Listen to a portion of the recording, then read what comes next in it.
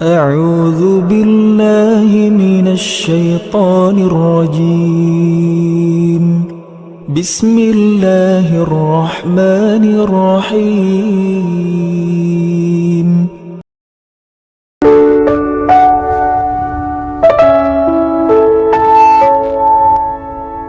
Oke, bismillahirrahmanirrahim.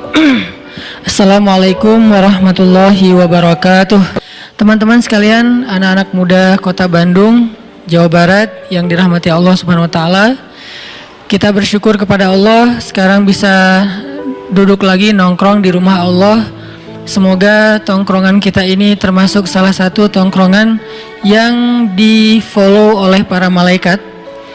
Karena emang setiap hari Allah mengutus sekian banyak malaikat ke muka bumi, berjalan di antara gang-gang di bumi untuk mencari tongkrongan zikir dan tongkrongan ilmu.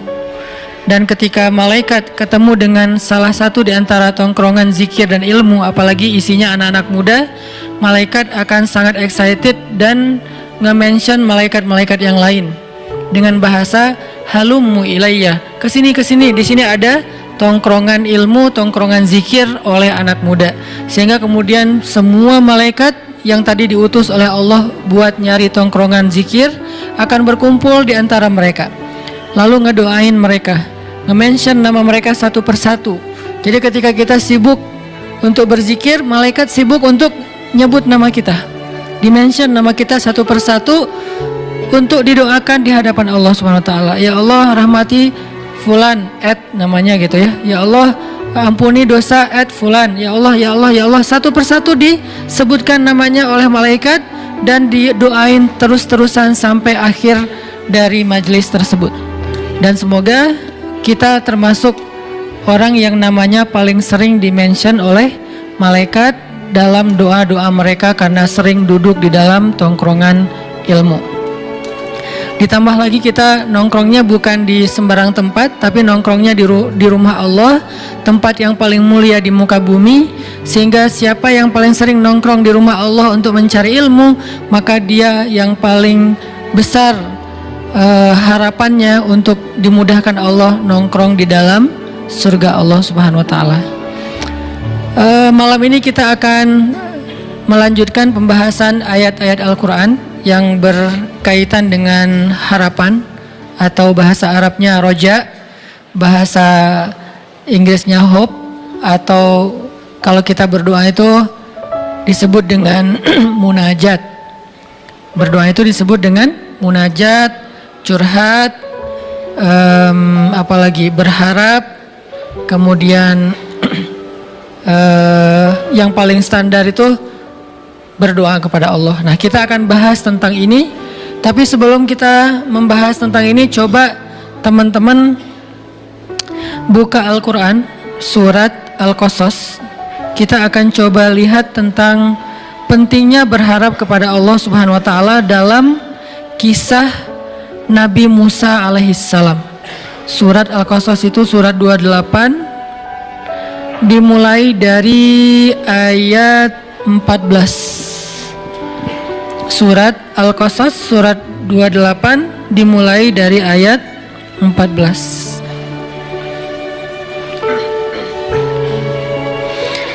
Jadi sharing atau nongkrong bareng yang kita lakuin Rabu malam ini sejak udah sekitar sebulan lebih, mulai kita masukin konten yang lebih ke membedah atau merenungkan ayat-ayat Al-Quran.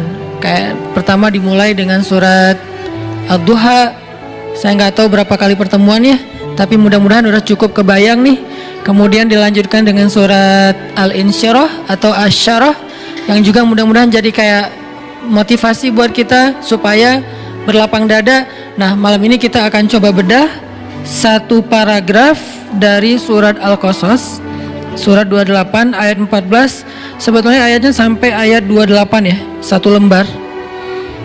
Cuman kalau kita baca semuanya, waktu kita terbatas, jadi hanya baca beberapa ayat saja tentang berharap kepada Allah Subhanahu wa taala.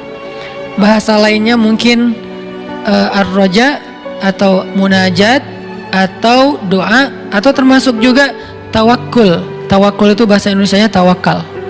Orang Arab nyebutnya tawakul, tapi kita nyebutnya tawakal. Kalau tawakal itu lebih ke kata kerja, tapi kalau tawakul itu udah menjadi sebuah kata sifat.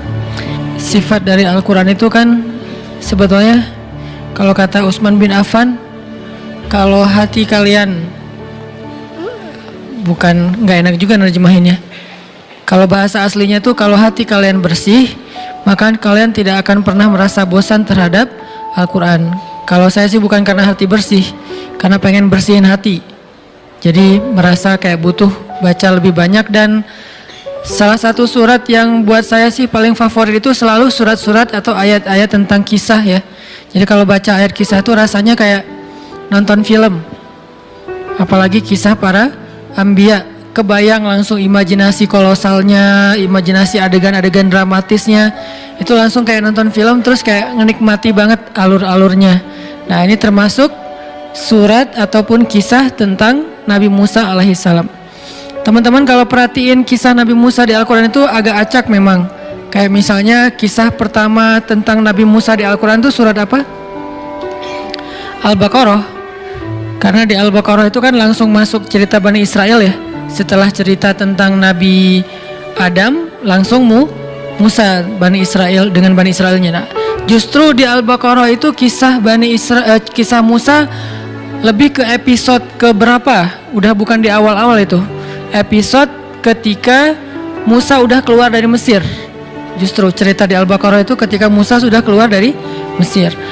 Kalau yang di awal-awal justru di Al-Qasas. Al-Qasas yang awalnya Musa kecil, Musa baru lahir, dihanyutkan ke Sungai Nil. Kemudian nanti episode keduanya yang tadi kita baca, Musa remaja. Dengan kasus salah satu klimaksnya di episode itu adalah Musa apa? Klimaksnya Musa menikah. Itu klimaksnya. Dan itu penting ya. Jadi di episode kedua itu klimaksnya Musa menikah. Kalau episode pertama klimaksnya Musa dihanyutkan ke Sungai Nil. Kalau yang kedua klimaksnya Musa menikah. Nanti ketiga ada di surat Toha. Ketika Musa udah nikah dan pengen balik ke Mesir ya. Terus di tengah jalan dapat wahyu untuk berdakwah kepada Firaun. Allah tunjukin beberapa bukti kekuasaan Allah. Klimaksnya adalah ketemu Firaun. Nanti balik lagi ke Al-Qasas dan Toha sama tuh, mengisahkan episode tentang ketika Musa mendakwahi Firaun. Lalu nanti sampai puncaknya adalah belah laut. Nah, episode berikutnya Musa setelah belah laut, setelah Mesir, yaitu di Palestina yang ada di surat Al-Baqarah. Dan episode berikutnya nanti ada di surat Al-Kahfi. Musa ketika udah kayak selesai semua era-era dakwah dia, sekarang mulai mencari seseorang yang laki-laki soleh, pengen belajar sesuatu yang baru lagi dari orang itu, yaitu Musa dengan adegan Khidirnya. Puncaknya ditinggalkan oleh Nabi Khidir. Jadi adegan-adegan bersama Nabi Khidir. Jadi cerita Nabi Musa itu di Al-Quran sangat banyak. Bisa dibilang Nabi yang di Al-Quran dikisahkan paling banyak selain Rasulullah SAW adalah Musa alaihissalam. Kalau Nabi Muhammad wajar karena Al-Quran diturunkan kepada beliau. Tapi kalau Musa, beliau punya Taurat. Tapi kenapa di Al-Quran kisahnya panjang banget? Saking banyak sekali adegan-adegan yang luar biasa dari kisah Nabi Musa dan inspiring banget buat kita baca. Kalau Yusuf panjang tapi satu surat doang. Kalau Ibrahim banyak surat tapi nggak sepanjang Musa. Kalau Musa itu panjang banget. Kalau Zakaria misalnya ada di 2 atau 3 surat, nggak terlalu panjang juga lah. Maryam oke, tapi Musa lebih panjang dari mereka semuanya. Dan ini malam ini kita akan coba bedah kisah Nabi Musa alaihissalam di episode, sebutlah episode kedua, masa Nabi Musa usia remaja. Disebutkan oleh Allah Subhanahu wa taala di ayat berapa tadi teh? 14. Walamma balagha asyuddah wastawa atainahu hukman wa ilma. Ketika Musa sudah berusia asyuddah, usia cukup. Berapa usia cukup? Kata sebagian ulama, usia cukup itu adalah usia cukup menikah. Usia cukup di sini adalah usia cukup menikah. Perlu kita cari tahu berapa? Ada ikhtilaf. Jadi aman ya. Ada sebagian ulama mengatakan usia cukup di sini adalah 20 tahunan. Sudah belum? Oh ya. Berarti sudah asyuddah. Sudah cukup tuh. Jadi walamma balagha asyuddah, ketika Musa sudah berusia cukup, sebagian ulama mengatakan 20-an tahun. Sebagian yang lain mengatakan 30-an tahun. Kenapa? Karena usia 30 tahun sampai 40 tahun itu adalah usia ideal seorang laki-laki. Usia ketika bertemu dua kebaikan pada dirinya. Pertama, secara fisik dia sudah sempurna. Kedua, secara akal dia sudah bijaksana. Kalau di atas 40 tahun mulai nih fisiknya berkurang sedikit demi sedikit, tapi nggak langsung drastis 40 tahun terus tiba-tiba jadi lemah, nggak juga sih, pelan-pelan nih berkurang. Tapi idealnya bertahan antara 30 sampai 40 tahun. Setelah 40 tahun fisiknya mulai berkurang sedikit demi sedikit, akalnya tetap sempurna. Di bawah 30 tahun fisiknya sempurna, akalnya belum sempurna. Nah, yang paling sempurna itu usia antara 30 sampai 40. Dan itulah usia Nabi Ayub ketika Allah sembuhkan. Nabi Ayub sakit sekitar usia 80 tahun. Lalu ketika Allah sembuhkan, mandi dengan air di bawah kaki beliau, tiba-tiba beliau jadi muda lagi. Mudanya beliau, kata sebagian besar ulama tafsir, adalah di usia antara 30 sampai 40 tahun. Karena itulah usia paling ideal. Dan itu juga yang menjadi patokan usia penduduk surga. Penduduk surga itu kata Allah usianya sebaya. Arti sebaya rata-rata antara 30 sampai 40 tahun, dan itulah usia penduduk surga. Jadi kalau belum usia 30 tahun belum sempurna syaratnya nih. Di atas 40 tahun udah agak-agak gimana gitu. Jadi usia yang ideal itu antara 30 sampai 40 tahun. Walaupun itu nggak berlaku kepada semua orang. Ada orang yang usia 20 tahun tapi dia melakukan karya-karya yang bahkan orang 40 tahun belum melakukannya, seperti Muhammad Al-Fatih. Atau kalau para anbiya itu seperti Nabi Yusuf alaihissalam, Nabi Yahya alaihissalam, Nabi Isa alaihissalam, nabi-nabi yang keren, yang masih muda-muda tapi udah dapat ilmu. Nabi Yahya itu bukan usia remaja malah. Yahya khudil kitaba biquwwah wa atainahul hukma sobiyya. Kami berikan kepada Yahya itu hukmah. Hukmah ini adalah ilmu yang banyak ketika dia masih berusia sobiyya, masih anak-anak, seusia akbar. Seusia akbar udah jadi nabi. Udah duduk depan terus kita dengerin. Seusia akbar. Yahya. Isa juga kayak gitu. Kalau Isa malah dikasih kemampuan berbicara, usia masih dalam gendongan ibunya. Cuman ngomongnya cuma sekali doang. Setelah itu udah nggak bisa ngomong lagi kecuali secara normal. Artinya nggak berlaku kepada setiap orang. Ada juga misalnya kayak sahabat usia belasan tahun udah memimpin pasukan yang prajuritnya itu sahabat senior. Siapa sahabat ini? Usamah bin, bukan Laden ya, Usamah bin Zaid. Siapa Usamah bin Zaid? Anaknya Zaid. Zaid itu siapa? Anak angkatnya Rasul. Walaupun kemudian gak boleh mengatasnamakan Zaid bin Muhammad. Anak angkatnya Nabi. Adegan yang terkenal dari Zaid apa? Pernah menikah dengan Zainab. Lalu bercerai, Zainab dinikahi oleh Rasul. Jadi cerita pernikahan Zainab ini agak lumayan dramatis juga antara Zaid dan Rasulullah gitu. Agak lumayan lah, ceritanya luar biasa. Jadi anaknya namanya Usamah. Usamah usia SMP, kalau di kita sekitar 14 tahun, usia SMP udah memimpin sebuah pasukan perang. Dia udah jadi kayak panglima militer. Anggota pasukannya, prajuritnya siapa? Umar bin Khattab. Coba, kelas-kelasnya sahabat awalun yang dijamin masuk surga, yang Rasulullah bermusyawarah dengan mereka. Siapa panglimanya? Usamah bin Zaid. Itu usianya belum asyuddah, tapi secara mentalnya, keilmuannya, kebijaksanaannya, bahkan mungkin fisiknya udah sempurna. Artinya angka di dalam Al-Quran dan hadis jangan dijadikan sebagai patokan persis, sehingga nanti kita kayak mempermasalahkan angka. Misalnya 55 kilo, bermasalah kan nggak gitu sih. 55 kilo itu adalah gambaran ideal.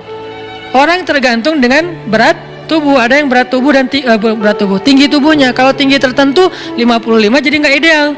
Mungkin idealnya adalah 60. Dengan tinggi tertentu mungkin idealnya adalah 30. anak kecil misalnya gitu. Jadi kalau 55 berarti obesitas buat anak kecil misalnya kan ya. Artinya angka 55 di situ itu angka moral of the story-nya adalah jaga penampilan, jaga tubuh kita, dan itu bukan soal berapa kilonya, tapi soal menariknya di depan suami. Begitu juga tentang cerita 1000 bulan khairum min alfi syahr, lebih baik daripada 1000 bulan. 1000 bulan di sini artinya bukan dihitung 1000 bagi 12 berarti 80-an tahun sekian, nggak kayak gitu bahasa Arab. Bahasa Arab kaidahnya ketika nyebut angka bisa bermakna persis angka itu, juga bisa bermakna kiasan, artinya banyak. Jadi 1000 bulan artinya lebih daripada seumur hidup kita, karena usia kita kan rata-rata antara 60 sampai 80 tahun ya. Berarti khairum min alfi syahr, lebih baik daripada 1000 bulan artinya lebih baik daripada kita beribadah seumur hidup kita. Itu maksud dari istilah-istilah angka di Al-Quran, di hadis, dalam budaya bahasa Arab. Jadi kita tahu dulu culture dari budaya itu. Kayak Nabi mengatakan misalnya lebih baik daripada beribadah di Masjid Nabawi 60 tahun. Jangan dihitung 60 tahun persis sekian bulan sekian hari, bukan. Artinya seumur hidup kita tinggal di Masjid Nabawi itu masih kalah pahalanya dengan kalau kita berdakwah di jalan Allah Subhanahu wa taala. Artinya pahala dakwah itu luar biasa. 1 jam saja berdakwah lebih utama daripada beritikaf di Masjid Nabawi di Raudhah selama 60 tahun. 1 jam saja berdakwah. Kenapa? Karena 1 jam berdakwah itu ketika yang dengarnya sekian ribu orang, lalu mereka hijrah, sadar, beramal soleh, maka semua pahala amal soleh mereka itu ditransfer untuk orang yang mendakwahi mereka. 1 orang kah Ustaz? Tergantung. Kalau yang berdakwah itu cuma sendiri berarti cuma dapat 1 orang. Tapi kalau dakwahnya adalah sebuah jamaah, organisasi, berarti semua dapat sih yang sama. Sebutlah misalnya kayak di Bandung, kalau saya pribadi ada pemuda hijrah. Apakah pemuda hijrah itu hanya Ustaz Hanan? Enggak. Pemuda hijrah itu ada Buni dengan teman-teman di dalam, ada yang MC-nya, ada operatornya, ada admin untuk sosial medianya, ada bagian kreatifnya, ada segala macam IO-nya. Semua yang terlibat dalam dakwah pemuda hijrah. Lalu orang kemudian mendengar dakwah pemuda hijrah itu sekian juta orang, mereka semuanya mendapatkan pahala yang sama persis, bukan dibagi rata. Tidak dibagi rata, dikasih sama masing-masing. Misalnya 1 juta orang jadi berzikir, sebutlah misalnya zikirnya subhanallahi wa bihamdi subhanallahil azim, gitu kan zikirnya. Siapa yang membaca 1 kali zikir ini subhanallahi wa bihamdi subhanallahil azim, maka Allah beratkan timbangannya nanti di akhirat, gitu kan ya. Allah beratkan timbangannya di akhirat. Terus Allah nge-like banget, karena itu kalimat yang Allah paling nge-like. Di antara sekian banyak caption yang pasti di like sama Allah itu subhanallahi wa bihamdi subhanallahil azim. Saya sampaikan nih lewat sebuah crowd event, didengar oleh teman-teman yang hadir, didengar oleh teman-teman lewat viewer streamingnya, kemudian ditayangin di YouTube, dilihat oleh para viewer yang di YouTube. Sekian juta, sebutlah 1 juta orang yang mendengar nasihat ini, dan ini sederhana untuk diamalkan. Lalu 1 juta orang ini mengamalkan subhanallahi wa bihamdi subhanallahil azim sekali aja seumur hidup, nggak usah sering, sekali aja 1 juta orang.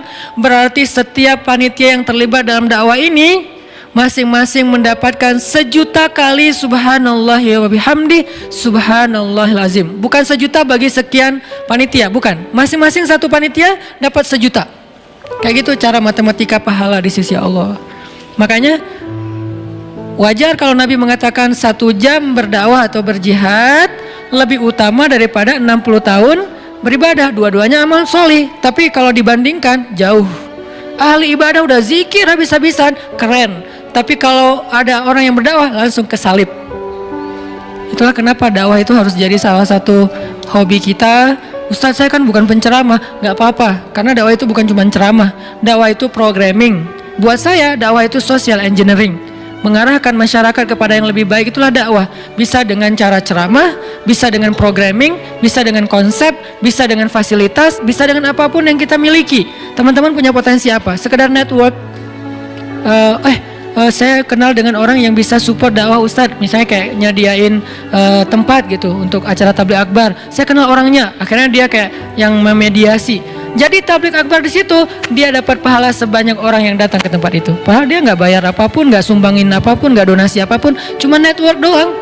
Yang lain misalnya bentuknya repost di sosial media, dia nge-repost.